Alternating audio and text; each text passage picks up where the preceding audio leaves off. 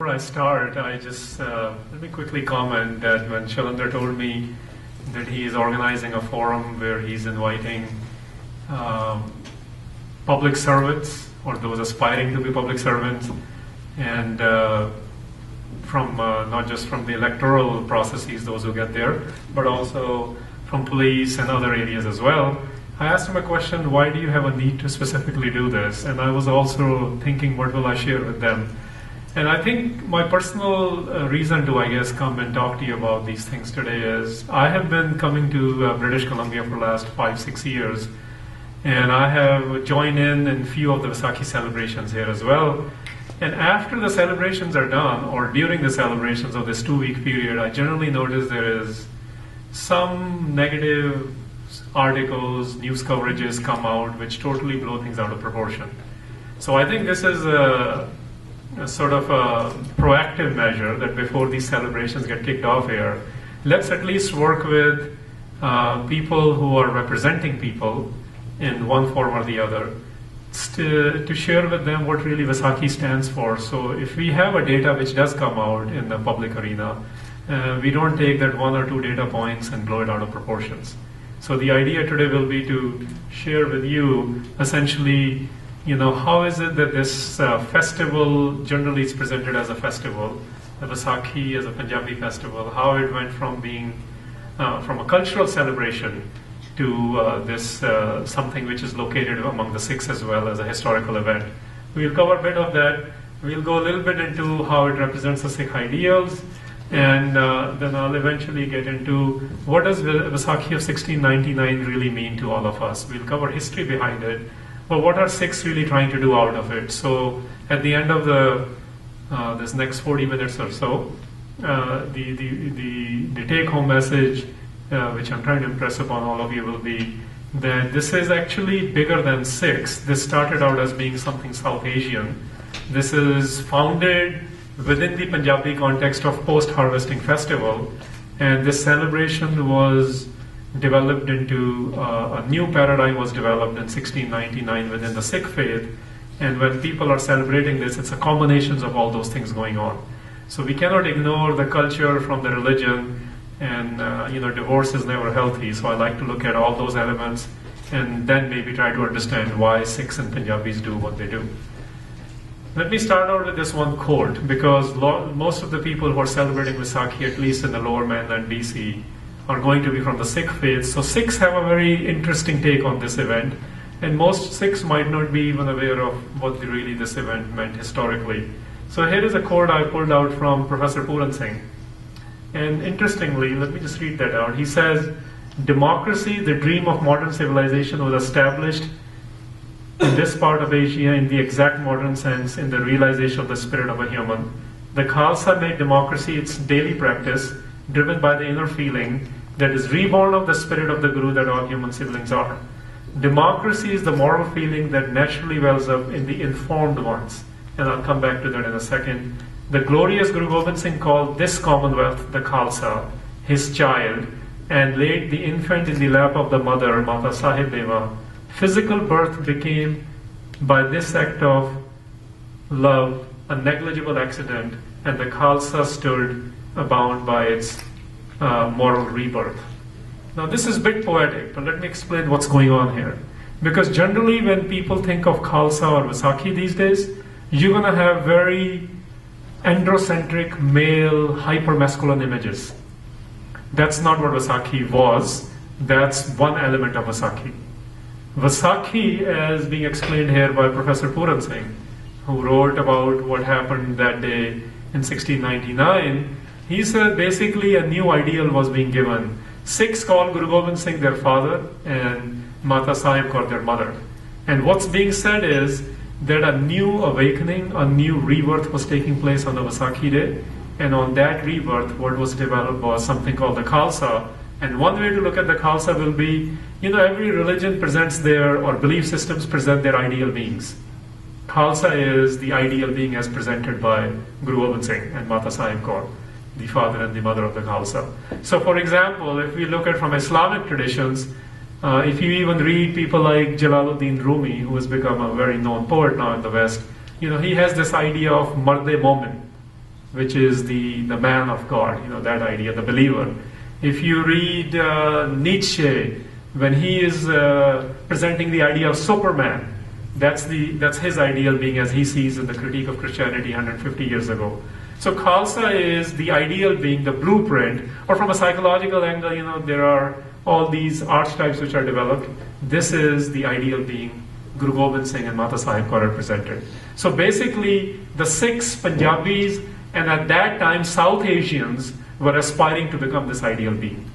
Khalsa is not just one image which might get floated in our minds these days. The stereotypes sometimes do a lot of disservice by showing one or two images, and I'll try to show various images throughout the presentation as well, because Khalsa is not just, again, this male-centric, hyper-masculine identity. It is something much, much bigger than that.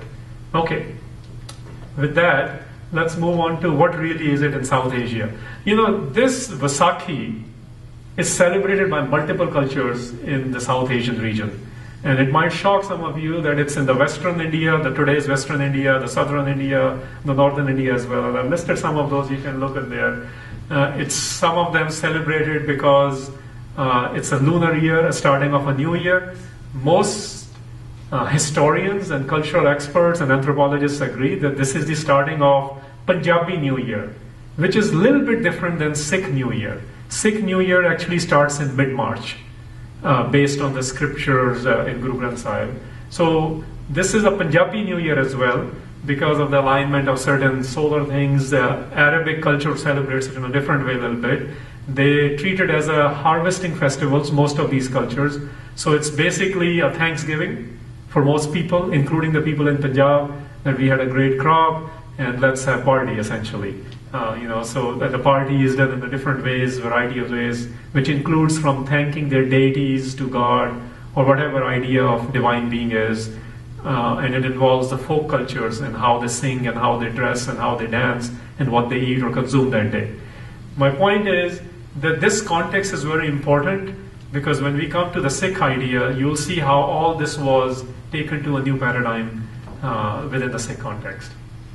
So basically, when Guru Gobind Singh comes on the scene, or Guru Nanak through Guru Gobind Singh, the 10 gurus who developed the Sikh faith in 240 years, they saw a culture which was, and this is the paradigm shift which has taken place within the Sikh culture, that there is a folk culture which is involved in celebrations as a post-harvesting festival, and gurus made it more like a divine culture, and I'll get into that a bit, what that means.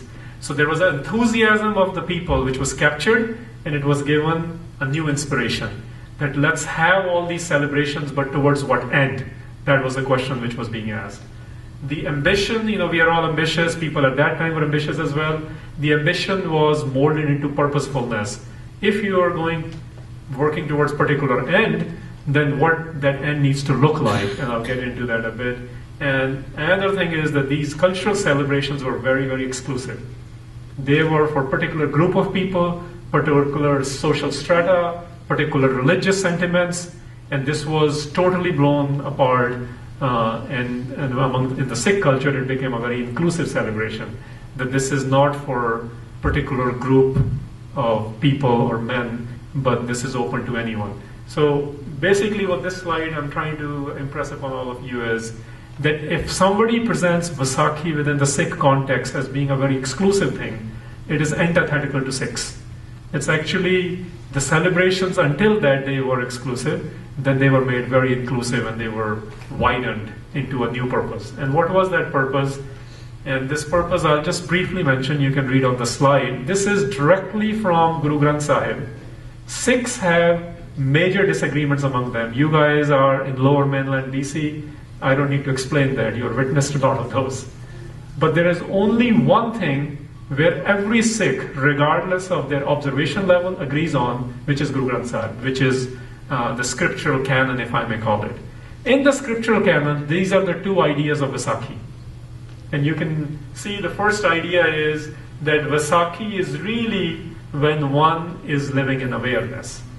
So this cultural celebration, when I was coming to this venue, I saw so many billboards here about Vaisakhi Melas. That's the Punjabi cultural element you will see, and some of it is westernized now. in Guru Granth Sahib, which is basically the single most unification point for the Sikhs, regardless of whether, which political party, if I may say, they belong to here, or their religious level of observation.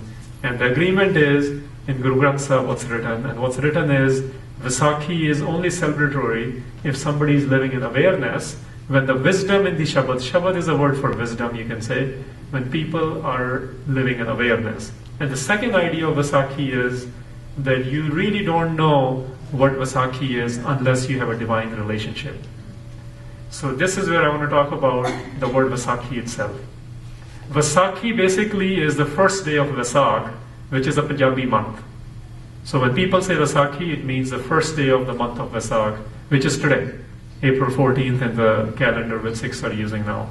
So this day becomes celebratory, at least in the Sikh context, which is where all Sikhs have agreement, is if you are living in awareness and if you have a divine relationship. If those two things are missing, then you cannot figure out what Vaisakhi is. This is what Guru Granth Sahib says. So the questions for you might be these kind of questions, and you might have 50 other questions going through your head. I just thought I'll mention a few. So what really happened in 1699, the original Vaisakhi for the Sikhs? What lessons do we have from them? Why do we have these weapons and kirpans when Sikh Day parades are happening? Do parades have anything to do with Vaisakhi?